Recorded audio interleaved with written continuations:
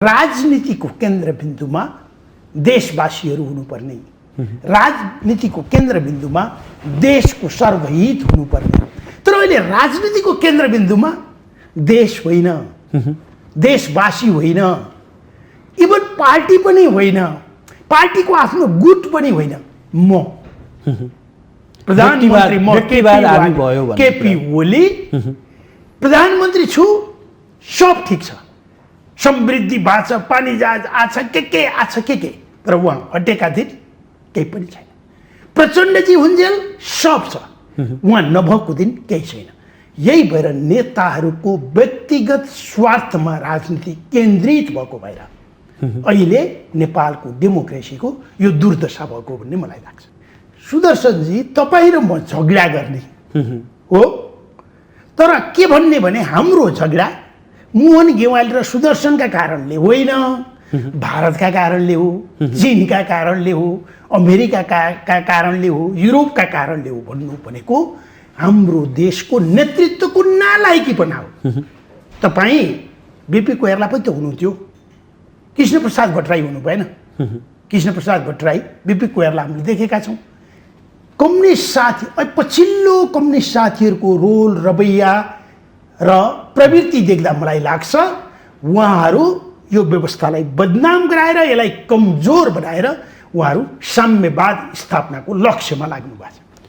यो कुरा जबसम्म हामीले आम नेपाली दाजुभाइ दिदीबहिनीहरू, हाम्रा शुभेच्छुकहरू, छिमेकीहरूलाई बुझाउन सक्दैनौँ, यो व्यवस्था नै असफल बनाउने प्रयास हो।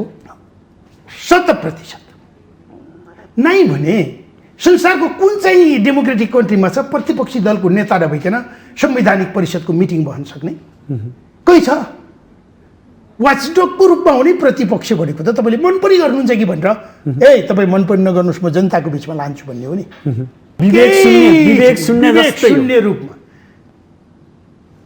रामचन्द्र दाईले शेरबहादुर दाईलाई एकदम गाली गर्नुभयो भने उहाँले त्यहाँ के हेर्नुहुन्छ भने मैले बोलेको बेला ताली पिट्नेहरू कति भयो भनेर हेर्नुहुन्छ, त उहाँको समर्थन। शेरबहादुर दाईले रामचन्द्र दाईलाई पेल्दा कति कार्यकर्ता खुसी भए, त्यो हेर्नु। हाम्रो संस्कार त्यो यस्तो किसिमको कल्चर भएर गयो राजनीति। पछिल्लो समय जुन युवा पुस्ता छ जो राजनीतिप्रति आकर्षण हुनुपर्ने हो, देशलाई अगाडि बढाउन नेतृत्व गर्नुपर्ने हो, त्यो पुस्ता पटक्कै त्यतापट्टि देखिएन। कमजोरी कहाँनिर देख्नुहुन्छ? एकदम रिमार्केबल प्रश्न गर्नुभएको छ। मैले हरेक ठाउँमा गर्ने बहसको पहिलो प्रश्नै यही हो। 46 सालमा हामीले डेमोक्रेसी ल्यायौँ, राइट? 46 सालपछि जन्मेको एकजना पुस्ता नेपाल बस्न तयार छैन। प्लिज यो प्रश्नका बारेमा केपीजी, प्रचण्डजी, शेरबहादुरजी, रामचन्द्रजीहरूले एकचोटि 1 मिनट सोच्नुपर्छ कि पर्दैन? सबैभन्दा महत्त्वपूर्ण कुरा त्यो देशमा प्रदान गर्ने एजुकेसन हो। तपाईँले कस्तो एजुकेसन र कस्तो संस्कार तपाईँले दिनुहुन्छ, त्यही मान्छे भोलि गएर नेता हुने हो। तर हामीले नेपालमा विभिन्न शासन व्यवस्थाहरू परिवर्तन गऱ्यौँ, तर हाम्रो एजुकेसनको जुन स्ट्रक्चर मात्रै होइन, कन्टेन्ट मात्रै होइन, अन्तर्वस्तुमा केही परिवर्तन गरेनौँ। जसरी पञ्चायत टिकाउनको लागि एउटा एजुकेसन सिस्टम यहाँ थियो, त्यही एजुकेसन सिस्टमलाई हामीले के गर्यौँ? कन्टिन्युटी दियौँ। आजसम्म पनि कन्टिन्युटी दियौँ। जब तपाईँले शिक्षामा परिवर्तन गर्नुहुन्न भनेपछि मकै रोपेर मार्सी चामलको भात त फल्दैन नि। हाम्रो सबभन्दा बढी कमजोरी यो।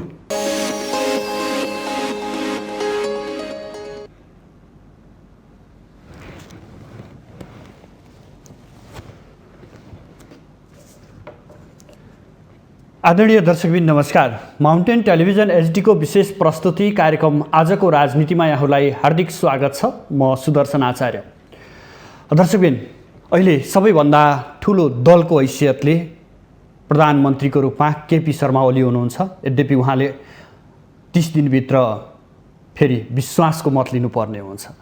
लामो समय नेकपा एमालेमा देखिएको तिक्तता र तिक्तता पछिका विभिन्न घटनाक्रमलाई हेर्ने हो भने पुनः प्रधानमन्त्रीमा केपी शर्मा ओली नआउने निश्चित प्राय थियो। तर जब नेकपा एमाले भित्रको विवाद केही साम्य देखियो, कार्यदल मार्फत सुझावहरू, त्यहाँ देखिएका अन्तर्विरोधहरू चाहिँ समाधान गर्ने भनियो, त्यसपछि पुनः एमाले भित्रको राजनीति त अलि सेलाएको छ। यद्यपि जसपाभित्र अझै पनि मतान्तरहरू जारी छन्। प्रमुख प्रतिपक्षी दल मानिएको नेपाली कङ्ग्रेस आफ्नो नेतृत्वमा सरकार बनाउने भनेर समीकरणमा लाग्यो। यद्यपि समीकरण पुरा गर्न सकेन र अन्तत्वगत उसले दाबी पनि पेश गर्न सकेन। माओवादी केन्द्र यतिखेर अलमलकै अवस्थामा छ।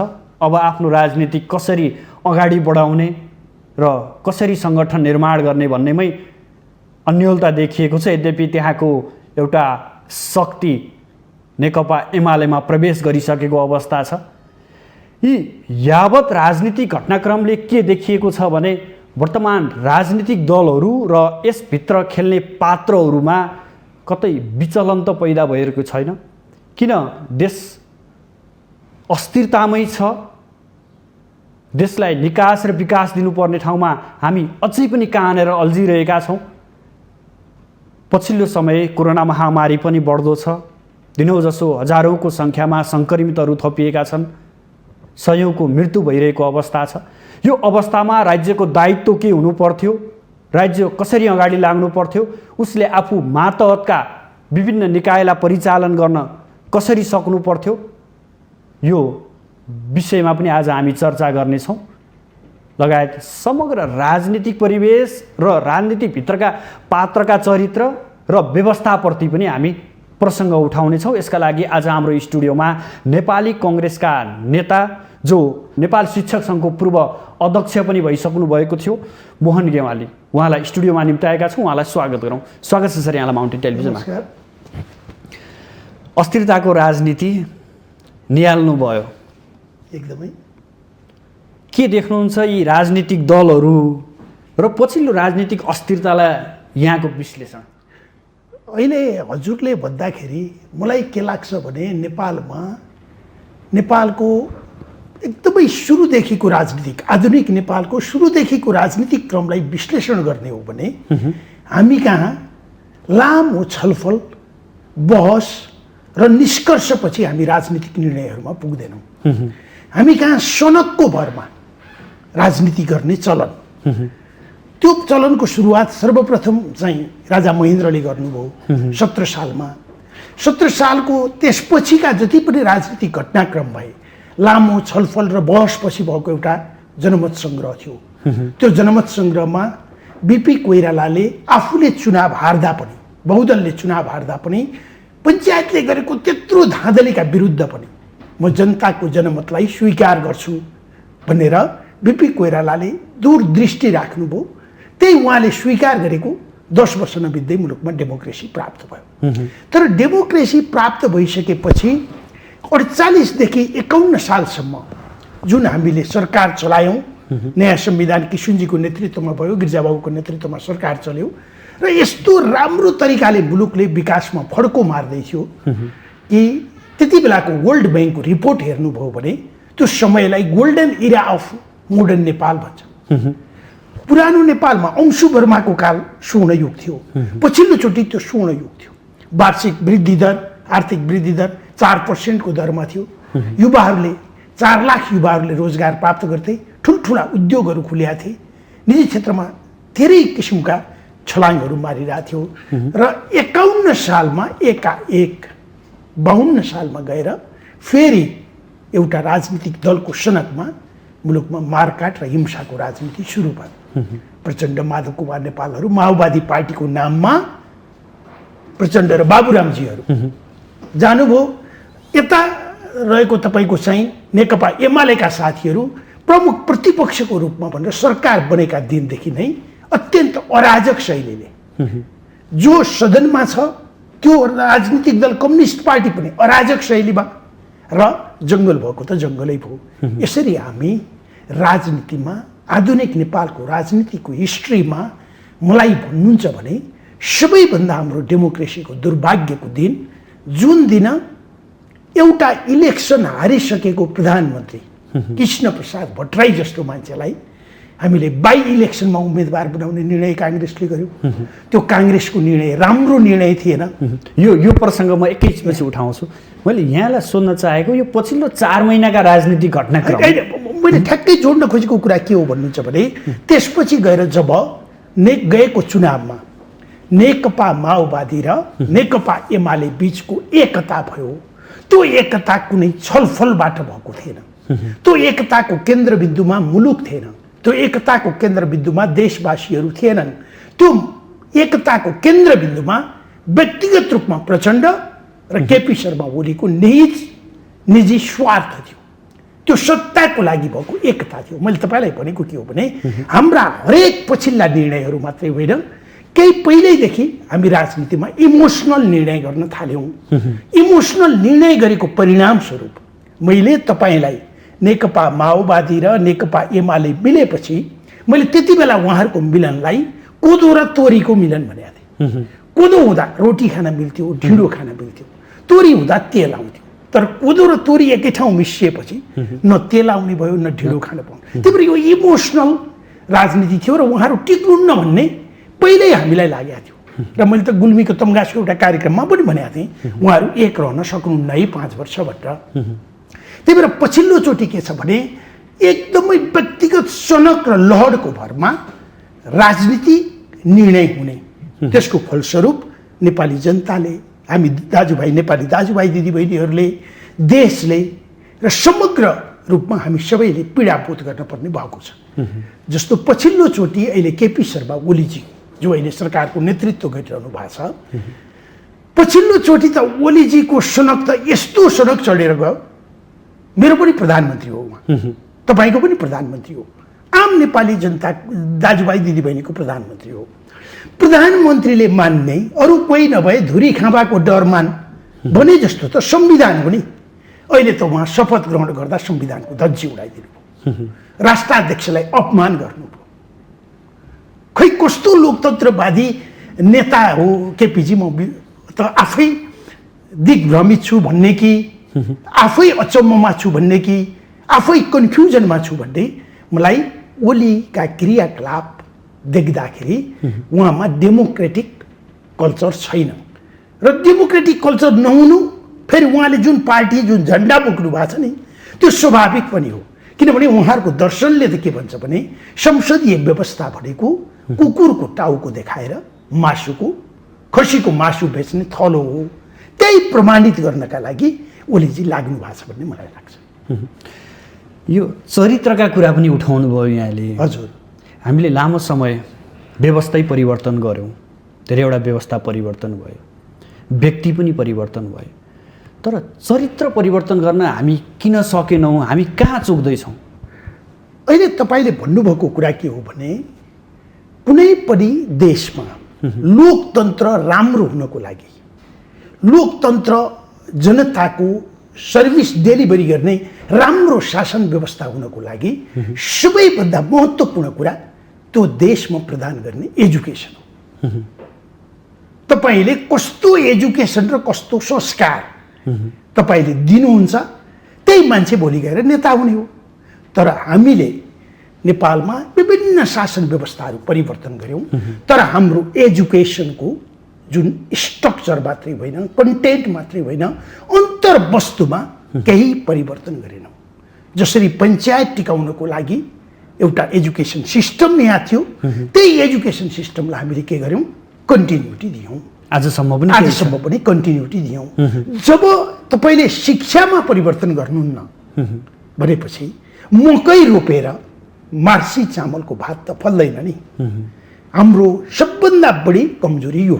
र दोस्रो, हाम्रा राजनीतिक दलहरूले लिएको स्कुलिङ, समग्र मुलुकको शिक्षै अनि राजनीतिक दलको पनि स्कुलिङका कारणले गर्दा विरोधी भनेपछि कुरै सुन्न नहुने, विरोधीलाई देख्नै नहुने, विरोधी भनेपछि हिंसा गरिहाल्नु पर्ने नेपालको कम्युनिस्ट राजनीतिको चरित्र हो। गेवालीजी, मैले तपाईँलाई एकैछिन रोकेँ। हजुर, तपाईँ शिक्षाको कुरा गर्नुभयो, जबकि तपाईँ आफै नेपाल शिक्षक सङ्घको अध्यक्ष बन्नुभएको थियो। एकदमै सही हो।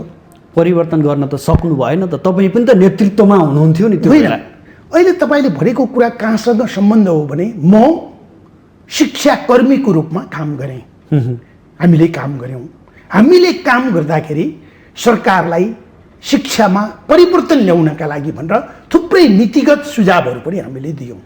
तर सरकार, हामी आन्दोलन गर्थ्यौँ हो, हामी त आन्दोलन गर्ने ग्रुप हो। निर्णायक तहमा त म मन्त्री थिइनँ, म सचिव थिइनँ। मैले आन्दोलनमा प्रेसराइज गरेँ, सरकार सम्झौता गर्यो। तर हजुर नेतृत्व त तपाईँहरूकै पार्टीको थियो, सरकार थियो नि त बारम्बार। होइन, नेतृत्वको कुरै भने मैले तपाईँलाई अघि नै भनिसकेँ। पछिल्लो चोटि त हामी सडकको भरमा, अहिले पनि प्रधानमन्त्री केपी ओलीजी हुनुभयो हो, दोस्रो चोटि हुनुभयो नि, अहिले हो उहाँको तेस्रो कार्यकाल हो। तर यो 5 वर्षको अवधि त दोस्रो चोटि हो नि। दोस्रो चोटि प्रधानमन्त्री हुँदा उहाँले नयाँ कुरा के दिन्छु? आज तपाईँले मुलुकमा कुनै मान्छे मन्त्री किन हुँदैछ तपाईँले सोध्नुहोस् त। नेताले बनाइदिनु भयो, म भएँ। म मन्त्री यस कारणले हुन्छु, यो सिस्टमलाई यसरी परिवर्तन गर्छु भन्ने भिजन सहितको लिडरसिप नेपाली नेतृत्वमा छैन। अर्को यथार्थ म तपाईँलाई के भनौँ भने, इभन गिरिजाप्रसाद कोइरालाले एकचोटि, हाम्रो प्राध्यापक हुनुहुन्छ नि माथेमा सर र गिरिजाप्रसाद कोइरालाको एउटा कार्यक्रम एकाडेमीमा भयो। विकासको प्रमुख आधार भनेको यातायात हो भनेर गिरिजाबाबु बोल्नुभयो। तर माथेमा सरले के भन्नु, होइन एजुकेसन हो भन्नु। शिक्षा बुझेकै मान्छे यहाँ शिक्षा मन्त्री भएको मैले देख्दिनँ सुदर्शनजी। त्यस कारणले यो समस्या हो। कुनै मान्छे किन मन्त्री बन्दैछ भने नेताको चाकरी गरेर हो कि के का लागि हो थाहा छैन। नितान्त स्वार्थका लागि, नितान्त व्यक्तिगत स्वार्थका लागि भयो। र अहिले पछिल्लो चोटिको दुर्भाग्य, तपाईँले नेपालको राजनीतिको जुन कल्चरको कुरा गरिरहनु भएको छ, प्रवृत्तिको कुरा गरिरहनु भएको छ, त्यो प्रवृत्ति के हो भने राजनीतिको केन्द्रबिन्दुमा देशवासीहरू हुनुपर्ने, राजनीतिको केन्द्रबिन्दुमा देशको सर्वहित हुनुपर्ने। तर अहिले राजनीतिको केन्द्रबिन्दुमा देश होइन, देशवासी होइन, इभन पार्टी पनि होइन, पार्टीको आफ्नो गुट पनि होइन। म प्रधानमन्त्री केपी ओली प्रधानमन्त्री छु, सब ठिक छ, समृद्धि भएको छ, पानी जहाज आछ, के आछ के, तर उहाँ हटेका दिन केही पनि छैन। प्रचण्डजी हुन्जेल सब छ, उहाँ नभएको दिन केही छैन। यही भएर नेताहरूको व्यक्तिगत स्वार्थमा राजनीति केन्द्रित भएको भएर अहिले नेपालको डेमोक्रेसीको यो दुर्दशा भएको भन्ने मलाई लाग्छ। यो सँगसँगै अर्को कुरा भन्छन् कि हामी आफ्नै स्वविवेकले काम गर्न सक्दैनौँ, कतै न कतै परिचालित हुन्छौँ, चाहे त्यो आन्तरिक होस् बाह्य होस्। यस कारणले पनि हामी यो अवस्थामा छौँ भनेर पनि विश्लेषण गरिन्छ नि। यसमा सत्यता कति छ? मलाई के लाग्छ भने सुदर्शनजी, तपाईँ र म झगडा गर्ने हो, तर के भन्ने भने हाम्रो झगडा मोहन गेवाली र सुदर्शनका कारणले होइन, भारतका कारणले हो, चीनका कारणले हो, अमेरिकाका कारणले हो, युरोपका कारणले हो भन्नु भनेको हाम्रो देशको नेतृत्वको नालायकीपना हो। तपाईँ बिपी कोइराला पनि त हुनुहुन्थ्यो, कृष्णप्रसाद भट्टराई हुनु भएन? कृष्णप्रसाद भट्टराई, बिपी कोइराला हामीले देखेका छौँ। बिपी कोइरालाले नेहरूजीलाई त्यत्रो माफी माग्न बाध्य बनाउनु भएको छ, चाउयनलाईसँग स्ट्यान्ड लिनु भएको छ। हाम्रो किशुनजी इन्डियामा गएको बेला के भनेर सोधे, किन तराईका मान्छेहरूलाई इन्डियन के अरे नेपाल आर्मीमा लिन्नौ भनेर पत्रकारले प्रश्न गर्दा किशोरजीले के जवाब दिनुभयो? ओहो, तिम्रो देशको प्रधानमन्त्रीलाई, राष्ट्रपतिलाई सोध बाबु, किन इन्डियनहरू मात्रै नभएर नेपालीहरूलाई भर्ती गरिरहेछ सोध भनेर भनिदिनु। कमसेकम नेतासँग एउटा नैतिक बल त हुनैपर्छ। तर त्यो नैतिक बल भएन भने फलानाले गर्दा भयो, ढिस्कानाले गर्दा भयो भन्ने हो एउटा कुरा। र अर्को सत्य के हो भने, अर्को सत्य, तपाईँ हामी जुन घरमा बस्छौँ नि, घर बस्ने बेलामा हामीले के हेर्छौँ? छिमेक हेर्छौँ। छिमेकी कस्तो छ है, एकदम हुलदङ्गा गर्ने, झगडा गर्ने, राति डिस्टर्ब गर्ने भनेदेखि तपाईँ त त्यो घर त मन पराउनु न नि। निश्चित रूपमा नेपालको सन्दर्भमा भारतलाई पनि चासो छ, चाइनालाई पनि चासो छ हो। उनीहरू नेपालमा राम्रो भएर आफ्नो देशको सुरक्षा थ्रेट नेपालका कारणले नहोस् भनेर दुवै देश चाहन्छन्। स्वाभाविक पनि हो, त्यो एकदमै स्वाभाविक हो। र अर्को कुरा के हो भन्नुहुन्छ भने हाम्रो वामपन्थी राजनीति र पञ्चायतको पालाबाट के भन्यो, पञ्चायतले काङ्ग्रेसलाई के भन्यो, अराष्ट्रिय तत्त्व भन्यो हो। कम्युनिस्टहरूले काङ्ग्रेसलाई के भने, यी विदेशी दलाल हुन् भनेर भने नि हामीसँग छ नि। तर उनीहरूले माओवादीहरूको संरक्षण कसले गरेका थियो, इन्डियाले, राइट। सबैले जग जाहेर भएको कुरा छ। थुप्रै इन्डियन राइटरहरूले लेखेका छन्, त्यति बेलाका डिप्लोमेट्सका पुस्तकहरू छन्। त्यस कारणले गर्दाखेरि विदेशीलाई धारे हात लाएर अर्कालाई अपमान गर्ने, गाली गर्ने, अपजस लगाउने राजनीति भनेको नेपालको कम्युनिस्ट दर्शन हो। त्यही कम्युनिस्ट दर्शनको शिकार भएको भएर भारतको विरोध गर्नुहोस् तपाईँ, राष्ट्रवादी हुनुभयो हो। स्वार्थपूर्तिका लागि जोसँग पनि घाँटी जोड्नु तयार। एकदमै एकदमै म तपाईँसँग सहमत छु। जस्तो मैले अहिले तपाईँलाई भनौँ, यही बिचमा सबैभन्दा राष्ट्रवादी नेता को रे भन्दा केपी ओली। वाह वाह वाह वाह भयो कि भएन? चुच्चे नक्सा ल्याएँ अस्ति पनि भन्दै हुनुहुन्छ। तर आजसम्म हाम्रा कक्षा कोठामा पढिरहेका बालबालिकाहरूले पुस्तकमा चुच्चे नक्सा देख्न पाएका छैनन्। यो प्रश्न त कसैले गर्दैन नि केपीजीलाई, हामीले गर्ने हिम्मत गर्दैनौँ। किनभने पाठ्य पुस्तक तयार भयो, विद्यालयमा जानका लागि रेडी थियो, तर त्यो अहिलेसम्म जनक शिक्षा सामग्री केन्द्रको एउटा गोदाममा थन्किएको छ। उसो भए भनिदिनुहोस् न, कारण के हो? कारण के हो भनेदेखि केपीजीले त्यो लहरको रूपमा गर्नुभयो, तर इन्डियाको अगाडि त्यो पुस्तक के अरे त्यो नक्सा सार्वजनिक गर्ने हिम्मत गर्नु भएन। पठन पाठनका लागि भविष्यका पुस्तालाई पनि सिकाउने त त्यो गर्ने हिम्मत उहाँले गर्नु भएन। र अर्को कुरा के भने, जहाँ हामीले नक्सा बनाएका छौँ त्यो ठाउँमा त इन्डियन सेनाहरू त अलरेडी बसिरहेछ होइन। नक्सा हामीले बनाउने बस्ने उनीहरू भएपछि त्यसको कुनै औचित्य भयो? त्यही भएर अहिले तपाईँले भन्नुभयो भने, मलाई सोध्नुहुन्छ भने, यदि मलाई सोध्नुहुन्छ भने मैले भारतको सन्दर्भमा जम्मा एउटा कुरा भन्ने थिएँ। भारतले नेपाली 2 इन्च जग्गा नमिच नेपाली नहरहरूका पानी छोडेर अथवा थुनेर नेपालीहरूका जमिनहरू डुबान नगर, नेपालप्रति एज अ बिग ब्रदर, ठुल दाइको रूपमा अत्यन्त माया र स्नेह गर भनेर हामीले भारतलाई भन्न सक्ने हो भने, र भारतलाई के भन्नुपर्छ भने, तिम्रो सुरक्षाको खतरा तिम्रो व्यवहारका कारणले छ, होइन यदि तिमीले राम्रो व्यवहार नेपालीलाई गर्छौ भने। त्यो भन्ने हो भने त सत्तै ढल्ने डर हुन्छ, यहाँ नेतृत्वमै पुग्ने डर हुन्छ। होइन, सत्ता ढल्ने कुरै होइन। तपाईँको त हामीले भारतलाई के बुझाउन सक्नुपर्छ भन्नुहुन्छ भने, नेपाल भन्ने राष्ट्र सार्वभौम रहेसम्म यो भारतको सुरक्षा कवच हो, राइट। हामी यहाँ हुन्जेलसम्म, किनभने चीन क्रस नेपाल गरेर जानुपर्छ भारतलाई हो। भारत नेपाललाई क्रस गरेर चीनमा जानुपर्छ। यी दुवै देशका लागि हामी सुरक्षा कवच हौ। यदि भारतलाई हामीले भन्न सक्यौँ, कन्भिन्स गर्न सक्यौँ भने 3 करोड नेपाली जनता बिना वृद्धिका तिम्रा पुलिस हुन्छन्। यदि तिमीले नेपालीहरूलाई हेप्न छोड्यौ, जमिन हडप्न छोड्यौ भनेर कन्भिन्स गर्ने हो भने ती पनि मान्छे हुन्, तिनीहरूलाई पनि तिनीहरूको देशप्रति प्रेम छ, अवश्य नेपालको पक्षमा सकारात्मक निर्णयहरू गर्थे। तर हामी के गर्छौँ, सत्तामा हुन्जेलसम्म लम्पसारवाद, सत्ताबाट बाहिर आएपछि भारतको विरोध। मैले भनेको अरू सबै गर्न सकिन्छ, साथी सङ्गत फेर्न सकिन्छ, तर छिमेक फेर्न सकिन्न। यस कारणले हामी चीन र भारत दुवैलाई सन्तुलित परराष्ट्र माध्यमबाट कतै लम्पसार नभइकन जानुपर्छ। तर अहिले के देख्यो, मैले अघि पनि भने तपाईँलाई र तपाईँले पनि भन्नुभयो, यहाँ सत्ता माधव कुमार नेपाल र केपी ओली झगडा गरेर, प्रचण्ड र केपी ओली झगडा गरेर सत्ता ढल्छ भनिन्छ कि भारतले मेरो सत्ता ढलाउनलाई मुलुकको प्रधानमन्त्री बोल्नुहुन्छ। कस्तो नागरिक हामी? उहाँ सत्ताको प्रमुख हुनुहुन्छ, मेरो पार्टीको अध्यक्ष हुनुहुन्छ, उहाँ स्वयं के भन्नुहुन्छ भने मेरो सत्ता अरूले ढालिदिँदैछ भन्नुहुन्छ। भनेपछि उहाँका पार्टीमा भएका ती विदेशी मान्छेहरूलाई त निकाल्दै भयो नि, एजेन्टहरू छन् भने त फाल्दै भयो नि। त्यस कारणले हाम्रो यो राजनीति व्यक्तिगत सनको भरमा भएको छ। व्यक्तिगत नितान्त व्यक्तिगत। अर्को हाम्रो राजनीतिको अर्को सङ्कट म तपाईँलाई भन्छु। अर्को सङ्कट हामीले अहिले निर्माण गरेको हाम्रो संविधान पनि हो सुदर्शनजी। हामीले के भनिरहेछौँ, डेमोक्रेट, हामी डेमोक्रेट कन्ट्रीमा छौँ भन्छौँ नि। संसारको कुन चाहिँ प्रजातन्त्रवादी देशको, कुन चाहिँ डेमोक्रेटिक कन्ट्रीको कन्स्टिट्युसनमा समाजवाद उन्मुख भनेर लेखिएको छ?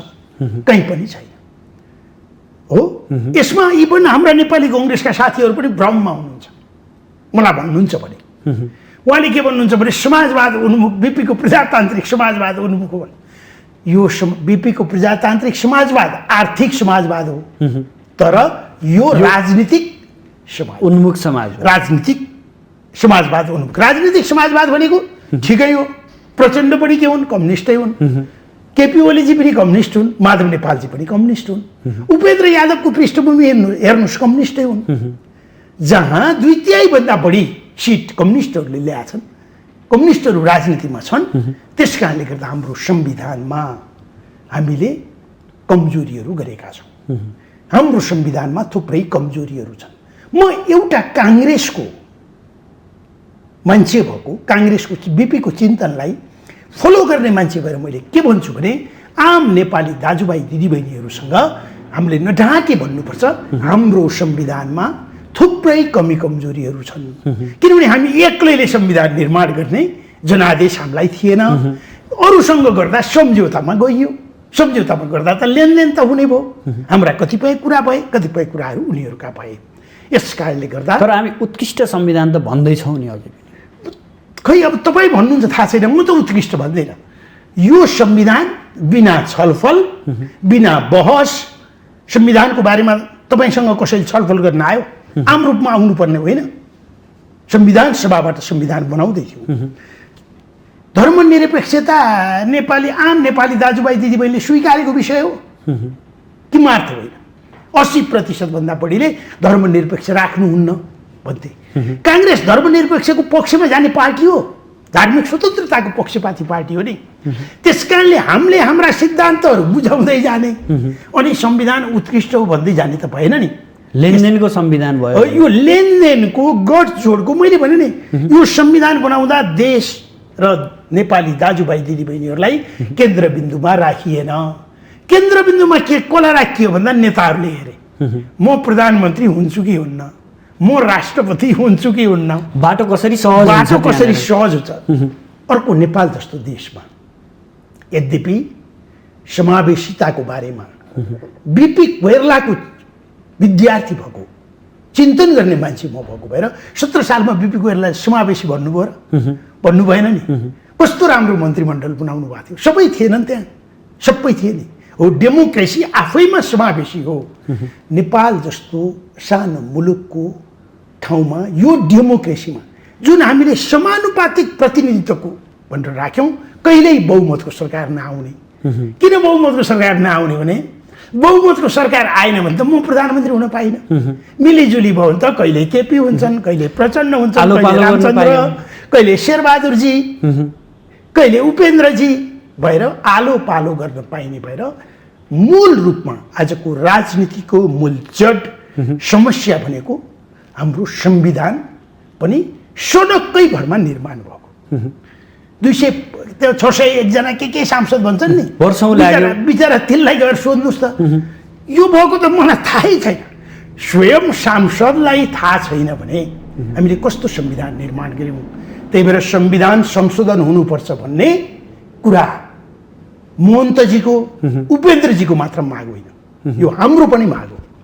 संविधानमा व्यापक बहस गर्नुपर्छ, व्यापक छलफल गर्नुपर्छ र संविधानको केन्द्रबिन्दुमा नेपाल र नेपाली दाजुभाइ दिदीबहिनीलाई राखेर संविधानमा संशोधन गर्न जरुरी छ। यो कुरा त स्वयं सुशील कोइरालाले संविधान घोषणा गर्नुभयो, भोलिपल्टै संविधानमा संशोधन गर्नुपर्छ भनेर भन्नुभएको थियो त।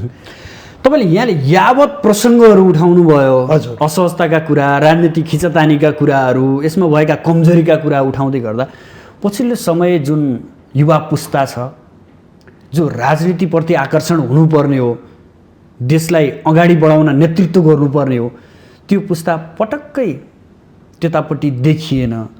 कमजोरी कहाँनिर देख्नुहुन्छ? एकदम रिमार्केबल प्रश्न गर्नुभएको छ।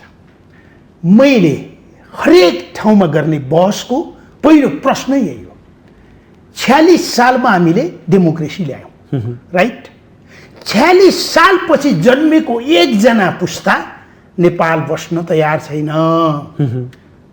प्लिज यो प्रश्नका बारेमा केपीजी, प्रचण्डजी, शेरबहादुरजी, रामचन्द्रजीहरूले एकचोटि 1 मिनट सोच्नुपर्छ कि पर्दैन? हामीले यो विषयमा त कतै प्रसङ्गै उठ्दैन क्या। 46 सालपछि जन्मेको एकजना बच्चालाई सोध्नुहोस् तिमी नेपाल बस्छौ भन्नुहोस्, बस्दैन।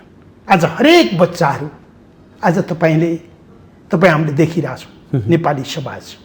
आज नेपाली समाजमा केही छोरा बुहारीहरू बाहिर गएर, केही श्रीमान श्रीमतीहरू बाहिर अरब गएर अलिअलि पैसो त प्राप्त भएको होला रिमिट्यान्सको नाममा, तर हरेक दिन एउटी आमा नेपालमा खुसी छैनन्, सुखी छैनन्।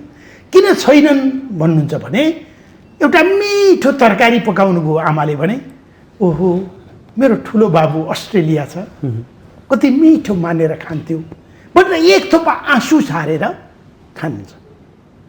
अर्को दिन अर्को तरकारी पकाउनु भयो भने मेरो कान्छो अमेरिका छ भन्नुहुन्छ। यस्तो देश। अब मैले यही भएर मैले भने अहिले पछिल्लोचोटि केपीजीले अस्ति संसद विघटनै गर्न नपर्ने गरिदिनु भयो हो। अहिले त्यो एउटा विधेयक संवैधानिक परिषदको अध्यादेश ल्याउनु भएको छ जो कसैले हेर्नै चाहन्नन्। हिजो शपथ ग्रहण गर्दा त्यस्तो धज्जी उडाइदिनु भयो। मलाई त के लाग्छ मेरो अन्तर्मनमा भने प्रचण्ड, केपीजीहरू, कम्युनिस्ट साथीहरू जो हुनुहुन्छ उहाँहरूको रणनीति नै के हो भने ढाडा टेकेर टाउका हान्ने भने जस्तै यही व्यवस्थाको प्रधानमन्त्री हुने, सर्वेसर्वा हुने व्यवस्थालाई नै बदनाम गराएर जान्छ। यसमा शेरबहादुर पनि जोड्न सक्नुहुन्न यहाँले? शेरबहादुरजीको प्रजातान्त्रिक निष्ठामा शङ्का छ भन्न सक्दिनँ र छैन। उहाँ काङ्ग्रेस हो, बहुत दुःख पाउनु भएको पनि हो शेरबहादुरजीले। शेरबहादुरजीको डेमोक्रेसीका प्रति कोही कतै मैले उहाँलाई प्रश्न यो पुस्ताले त्यो हेर्दैन, यो पुस्ताले त्यो हेर्दैन। तपाईँले भने जस्तो यो पुस्ताले हेर्नेवाला छैन। यो पुस्ताले हेर्ने भनेको पनि मैले अहिले हजुरलाई भने नि रणनीतिक लक्ष्य त साम्यवाद हो, समाजवाद भनेर त लेख्यौँ नि हामीले संविधानमा। रणनीतिक लक्ष्य कम्युनिस्ट शासन व्यवस्था भएपछि यो डेमोक्रेटिक सिस्टमलाई राम्रो बनाउन दिन भयो त।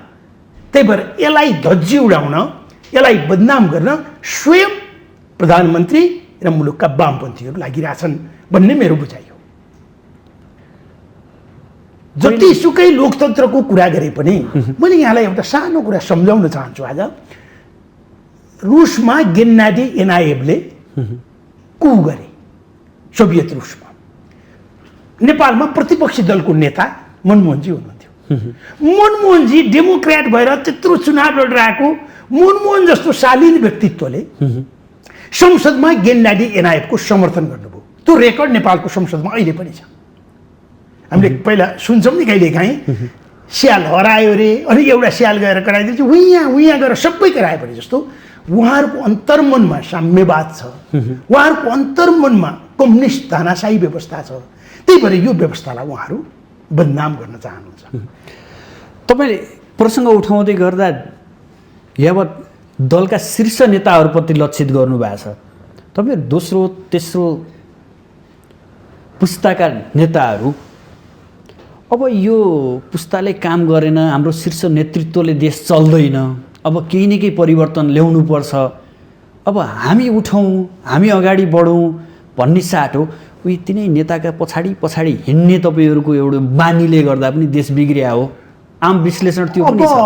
तपाईँले भने जस्तो म नेपाली कङ्ग्रेसको केन्द्रीय समितिको जिम्मेवार ठाउँमा त छैन। अहिले तपाईँले भनेको कुरा म भित्र पनि मेरो मनमा पनि धेरै उब्जिने प्रश्न के हो भने हामीले युवा युवा युवा युवा भनेका छौँ, युवाबाट गर्ने आशा के हो त? जस्तो नेपाली कङ्ग्रेसको केन्द्रीय समितिमा पनि थुप्रो युवा साथीहरू हुनुहुन्छ होइन। अब नेकपा एमालेमा त युवाहरूको भिडै छ होइन, सङ्ख्यात्मक रूपमा छ। तर मेरो एउटा भनाइ के हो भन्नुहुन्छ भने युवाको मापन एजले हुन्न है। एज युवाहरूलाई मापन गर्ने कुरा होइन। युवाहरूलाई मापन गर्ने कुरा भनेको त उसले बोक्ने विचार। 46 सालको जनआन्दोलनमा गणेश मान्छे युवा नेता हो, त्याग समर्पण सब गर्न सक्ने पनि युवा भनेको त हो। तर अहिलेका युवाहरू, उमेरले युवा भनेका साथीहरूको ताल त के छ भने खालि दाई दाई दाई दाई दाई भनेर पछि लागिरहनु भएको छ हो। यसको कारण पनि के हो भने युवाहरूले पनि केन्द्रीय समितिका मिटिङहरूमा इस्युगत रूपमा बहस गर्न सक्नु पर्थ्यो, गर्नुहुन्न। किन गर्नुहुन्न थाहा छ? संस्कार त ठुलैबाट सिक्ने हो नि। युवा भएकालाई पनि के छ भने अहिले म जुन पोजिसनमा छु त्यही पोजिसन भोलि रहन्छ कि रहन्न। राजनीति भनेको पोजिसनलाई गरिने चिज होइन। राजनीति भनेको समाज सेवा हो नि। अवसर पो गुम्छ, अवसर गुम्छ कि भोलि म सांसद हुन्न कि भोलि म यही मन्त्री पनि हुन्न कि यही केन्द्रीय सदस्य पनि हुन्न कि भनेर धेरै कुराहरू भित्र चित्त नबुझ्दै पनि युवाहरूले समर्थन गरेको जस्तो लाचारी रूपमा युवाहरू प्रस्तुत भएको मैले देख्दछु। यसको प्रमुख कारण मैले अघि पनि तपाईँलाई भनेर फेरि पनि म तपाईँसँग दोहोऱ्याउँछु, प्रमुख कारण हाम्रा राजनीतिक दलहरूमा मिटिङै हुन्नन्। विधान छ एउटा, विधान अनुसार पार्टीहरू चल्दैनन् हो। केपी ओली बोलेपछि एमालेमा भयो रातो सेतो कालो हरियो, उहाँले के भन्नुहुन्छ मतलब छैन। जस्तोसुकै किन नहोस् त्यस्तै किसिमको कुरा नेपाली कङ्ग्रेसभित्र पनि देखिँदैछ होइन। र समग्र मुलुकमा आज तपाईँ म जसरी यहाँ बसिरहेका छौँ, मुलुक विषम परिस्थितिमा छ हो। देश र देशवासीहरू पशुपतिनाथको आशीर्वादमा मात्रै बाँचेका छन् हो। अरू कुनै अस्ति प्रधानमन्त्रीजीले संसदमा त्यो विश्वासको मत लिने दिन उहाँ बोलेको सुन्दा मलाई मुरमुरिन मन लाग्यो, नजिकै भए झम्किन मन लाग्यो मलाई। के भन्नुहुन्छ उहाँले? 7-8 हजार हामीसँग बेड छन्, सारा सुविधा छ, बेड नपाएर कहाँ कोकेर आम जनताले, हामी नेपाली दाजुभाइ दिदीबहिनीहरूले त्यसलाई के गरेका छौँ? सहन गरेका छौँ। त्यसको विरुद्धमा हामी छैनौँ भन्नु पर्यो नि, यसलाई स्वीकार गरेको भयो नि।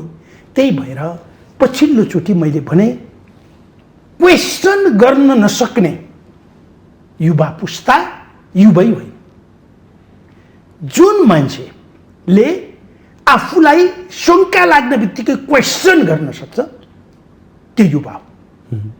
तर त्यो क्वेसन कहाँ गर्नु पर्यो? क्वेसन गरेको त आम रूपमा देखिन पर्यो नि। एउटा टेलिभिजनको इन्टरभ्यूमा म बोलेर भएन, राइट हो। एउटा कुनै ठाउँमा भाषणमा मैले जनताको अगाडि, देशवासीका अगाडि मैले ढाँटेर भएन। सबैले त भनिरहेछन् भाषणमा त बोल्ने ठाउँमा भनेको म फलानु मेरो पार्टीको केन्द्रीय समितिमा यो इस्युमा मैले यो बोले, नेताहरूको यो कुरा चित्त नबुझेपछि मैले चित्त नबुझेको नोट अफ डिसेन्ट लेखेको छु र म आम यसका समर्थकहरूको बिचमा आउँछु बहसका लागि भनेर त कोही आउनु भएको छैन नि। त्यही भएर यो क्वेसन गर्न नसक्ने बनाएको हाम्रो एजुकेसन, अन्तमा गएर जोडिने एजुकेसनमै हो। ठोक्किने भनेको एजुकेसनमै हो। त्यही भएर बिपी कोइरालाले आफू प्रधानमन्त्री भएको बेला थुप्रो स्कुलहरू खोल्नुभयो हो। तपाईँ जस्तो पत्रकारलाई सायद मदन मणि दीक्षित लाग्छ मलाई, उहाँलाई के भन्नुभयो? मेरो प्रधानमन्त्रीको महिनावारी स्यालेरीबाट आउने आधा पैसा कटाएर तपाईँलाई म दिन्छु, तपाईँ मेरा कमी कमजोरीहरूको बारेमा लेखिदिनुहोस् है भन्नु, मेरा टिप्पणीहरू गरिदिनुहोस् है, मेरा कमी कमजोरी भन्नुभयो, प्रशंसाको कुरा गर्नुभयो एउटा नेतामा। तर यहाँ त के छ, अब भन्नै हुन्न। प्रधानमन्त्रीको बारेमा केही कुरा कमी कमजोरी औँल्याउने भने उहाँले के भन्नुहुन्छ? कसैले औँल्याइस् भने मेरा अरिङ्गालहरू युज गर्छु भन्नुहुन्छ। देशको प्राइम मिनिस्टरले संस्कार, हाम्रो संस्कार कहाँ जाँदैछ? मैले अघि नै तपाईँलाई भने कम्युनिस्ट साथी, पछिल्लो कम्युनिस्ट साथीहरूको रोल, रवैया र प्रवृत्ति देख्दा मलाई लाग्छ उहाँहरू यो व्यवस्थालाई बदनाम गराएर यसलाई कमजोर बनाएर उहाँहरू साम्यवाद स्थापनाको लक्ष्यमा लाग्नु भएको छ। यो कुरा जबसम्म हामीले आम नेपाली दाजुभाइ दिदीबहिनीहरू हाम्रा शुभेच्छुकहरू छिमेकीहरूलाई बुझाउन सक्दैनौँ। यो व्यवस्था नै असफल बनाउने प्रयास हो 100%। नै भने संसारको कुन चाहिँ डेमोक्रेटिक कन्ट्रीमा छ प्रतिपक्षी दलको नेता नभइकन संवैधानिक परिषदको मिटिङ बस्न सक्ने? कोही छ? वाचडगको रूपमा हुने प्रतिपक्ष भनेको त तपाईँले मन पनि गर्नुहुन्छ कि भनेर ए तपाईँ मन पनि नगर्नुहोस् म जनताको बिचमा लान्छु भन्ने हो नि। त्यस कारणले अस्ति नै भन्नुभयो अब अदालतमा विचाराधीन सम्माननीय अदालतमा विचाराधीन रहेको मुद्दा भन्छु म। अहिले प्रधानमन्त्रीले पुनः शपथ लिनुपर्छ भन्ने कुरा आइरहेछन्। त्यस कारणले त्यो विषयमा म बढी भन्न चाहन्न। तर राष्ट्रपतिलाई अपमान गर्ने, मुलुकको संविधानलाई अपमान गर्ने, आफूसँगै काम गरिरहेका कार्यकर्ताहरूलाई अपमान गर्ने, देशवासीहरूलाई अपमान गर्ने, आफ्ना विरुद्धमा प्रश्न उठाउने मान्छेहरूलाई अरिङ्गा लाएर धपाउँछु भन्ने सरकार प्रमुख हो। यस्तो अवस्था हुँदा हामी प्रतिपक्षीहरू हामी नेपाली म जोड्दैछु हामी प्रतिपक्षीहरू के गरिरहेछौँ? अधिवेशनका लागि हामी कहाँ पनि विचारको झगडा छैन। आउने अधिवेशनमा सभापति म कसरी हुन्छु? विचार ल्याउनुहोस्, नीति र कार्यक्रम ल्याउनुहोस्, खाका ल्याउनुहोस्। म यस्तो गरेर 5 वर्षपछि म नेपाली कङ्ग्रेसको सभापति भएँ भने 5 वर्षमा म नेपाली जनताहरूको र देशको स्थिति यहाँ पुर्याउँछु भनेर एउटा प्लान सहित आउनुहोस् न। हामी साथ दिन तयार छौँ नि। तर कार्यक्रम विवेक शून्य रूपमा रामचन्द्र दाईले शेरबहादुर दाईलाई एकदम गाली गर्नुभयो भने उहाँले त्यहाँ के हेर्नुहुन्छ भने मैले बोलेको बेला ताली पिट्नेहरू कति भयो भनेर हेर्नुहुन्छ त उहाँको समर्थन। शेरबहादुर दाईले रामचन्द्र दाईलाई पेल्दा कति कार्यकर्ता खुसी भए त्यो हेर्नुहुन्छ। हाम्रो संस्कार त्यो यस्तो किसिमको कल्चर भएर गयो राजनीति। र सबैभन्दा दुर्भाग्य म अर्को कुरा भन्छु। अर्को कुरा म के भन्छु भने म यद्यपि म 36 सालदेखि नेपालको प्रजातान्त्रिक आन्दोलनमा म सक्रिय भूमिकामा छु। आजसम्म म संसद भइन, मन्त्री भइन, कुनै लाभको पदमा गएको छैन नि। यसकारण सुदर्शनजी यो कुराले मलाई सबैभन्दा ठुलो सन्तुष्टि मिलेको छ। यदि म लाभको पदमा गएको भए, सांसद भएको भए, मन्त्री भएको भए अहिले मैले उठाइरहेका प्रश्नहरू मै माथि बर्सिन्थे, मै त्यही भारीले किचिन्थे, आफ्नो अस्तित्व रहनु थियो। फेरि अवसर नपाएर बोले पनि त भन्लान् नि। फेरि त्यो भन्दैनन्। त्यो किन भन्दैनन् भन्नुहुन्छ भने जहाँ मैले अवसर पाएर जुन समयमा मैले काम गरेँ त्यो काम गर्दाखेरि हामीले गरेको कामलाई प्रश्न उठाउने अहिलेसम्म कोही छैन। हामीले जे भन्यौँ, द्वन्द्वको बेला माओवादीसँग वार्ता गर्न मै गएको, कसैलाई थाहा नदिकन निहत थाहा भएर सुर्खेतमा वार्ता गरेँ, कैलालीमा गएर वार्ता गरेँ, रोल्पामा गएर वार्ता गरेँ, त एक्लै गएर गरेँ त शिक्षकहरूको सुरक्षाको लागि। त्यस कारणले गर्दाखेरि तपाईँको नियत प्रष्ट भयो भने तपाईँले कस्तो नेतृत्व दिनुहुन्छ भन्ने त तपाईँलाई एकचोटि देखेपछि थाहा भइहाल्छ नि। यस कारणले गर्दाखेरि मलाई पछिल्लोचोटि लागेको, मैले अघि नै भने मलाई जम्मा 2टा कुराले आजभोलि अत्यन्त म दिगदार हुन्छु। एउटा अघि भने मैले 46 सालपछि जन्मेको बच्चा मुलुकभित्र बस्न मान्दैन भने हामी नेपाल कसको लागि राजनीति गरिरहेछौँ? अब अर्को कुरा म तपाईँलाई अन्तिममा यो भन्छु, मलाई दिगदार लाग्ने प्रश्न। अर्को कुरा, राजनीति गर्छु भन्ने मान्छे ठ्याक्क 5 जना मान्छेको बिचमा गएर म राजनीति गर्छु भन्न सक्दैन। उसलाई बोडीगार्ड चाहिन्छ, उसलाई 2-4 जना भुस्तिगिरी कार्यकर्ता क्षमता छैन। किन छैन भन्दा राजनीति बदनाम भयो, राजनीति स्वार्थी भयो, राजनीति भ्रष्टीकरण भयो। भ्रष्टीकरण भनेको पैसा कमाउने घुस्याने मात्र भ्रष्टीकरण होइन कि, कल्चर भ्रष्टीकरण हो, व्यवहार भ्रष्टीकरण हो, स्वभाव भ्रष्टीकरण हो सारातिर। यस कारणले गर्दा अहिले हामी यो दुर्दशामा छौँ। अब तपाईँलाई यहाँसम्म ल्याइसकेपछि कङ्ग्रेसको महाधिवेशनको पनि थोरै प्रसङ्ग उठाउनै पर्छ। हजुर, अब महाधिवेशन नजिकिँदैछ। अब नेतृत्व चाहिँ पुरानै ढर्राबाट आउने हो कि अथवा नेपाली काङ्ग्रेसको नेतृत्व नयाँ पुस्तामा जान्छ र नेपाली काङ्ग्रेस फरक ढङ्गबाट जान्छ अथवा यसैबाटै अल्मलिँदै अगाडि बढ्ने अवस्था छ? के देख्नुहुन्छ यहाँले? मैले हजुर मार्फत के निवेदन गरौँ भने नेपाली कङ्ग्रेसले अहिले लिइरहेको बाटो, नेपाली कङ्ग्रेसले अपनाइरहेको नीति, नेपाली कङ्ग्रेसले नेपाली दाजुभाइ दिदीबहिनीहरूसँग गर्न छोडेको संवाद छलफल कुनै कुरा छैन। हिजो मात्रै मलाई बडो खुसी लाग्यो, सायद आजसम्म टुङ्ग्याउनु भयो होला, हिजो मात्रै नेपाली कङ्ग्रेसले एउटा निर्णय गर्यो, यो कोभिड महामारीमा देशवासीहरूको अवस्था कस्तो छ है भनेर एउटा जुम मिटिङ गर्ने भनेर के एउटा पहिलोचोटि गरिरहेको छ त्यो हिजोदेखि सुरु गर्यो होइन, प्रारम्भ गरेका छ। जुम मिटिङ मात्रै होइन, नेपाली कङ्ग्रेसले त अब महाधिवेशनमा साँच्चै महाधिवेशन गर्ने हो। अहिलेको सन्दर्भमा भन्नुहुन्छ भने सभापतिको यही विचारबाट त सभापति तपाईँ भए पनि नो चेन्ज, पार्टीमा केही परिवर्तन हुँदैन। त्यही भएर नेपाली कङ्ग्रेसको आगामी महाधिवेशन विचारको महाधिवेशन, छलफलको महाधिवेशन, विगतका गल्ती कमी कमजोरीहरू जनताको बिचमा, दाजुभाइ दिदीबहिनीहरूको बिचमा गएर चासोको विषय छ कि नेतृत्व कस्तो आउला छोटेमा? नेतृत्व कस्तो आउने होइन कि मैले अघि नै तपाईँलाई भने, तर आम चासोको विषय त त्यो छ नि, कुन मान्छे सुट प्यान्ट लाएर चढ्छ कि धोती लाएर चढ्छ कि, तर गाडीलाई ड्राइभ गर्ने भनेको नीति र विचारले हो, ड्राइभरले हो, राइट? पार्टीलाई ड्राइभ गर्ने पनि व्यक्ति त सेकेन्डरी चिज हो।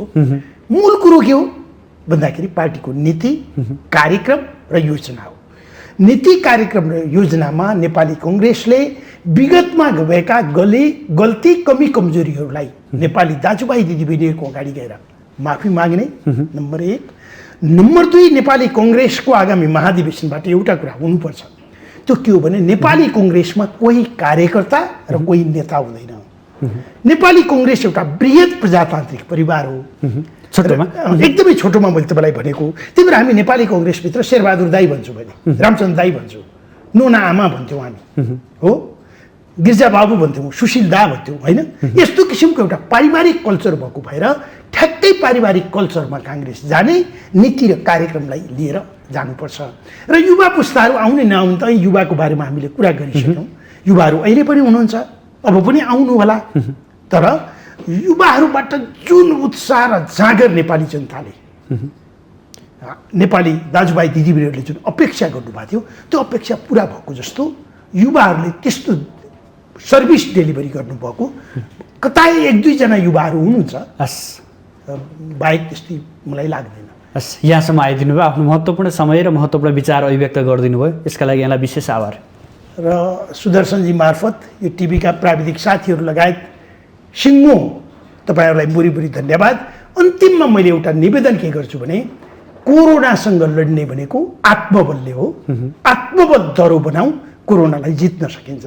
हस्, आदरणीय दर्शकबिन, आज हामी समसामयिक राजनीति र राजनीतिक दलका विविध पात्रहरू र उनीहरूको भूमिकाका विषयमा केन्द्रित रहेर बहस गऱ्यौँ। यसका लागि आज हाम्रो स्टुडियोमा नेपाली कङ्ग्रेसका नेता, जो नेपाल शिक्षक सङ्घको पूर्व अध्यक्ष पनि हुनुहुन्थ्यो, मोहन गेवाली, भोलि पुनः नयाँ विषयवस्तु र नयाँ अतिथिका साथ उपस्थित हुनेछु। आजलाई भने बिदा दिनुहोस्, नमस्कार।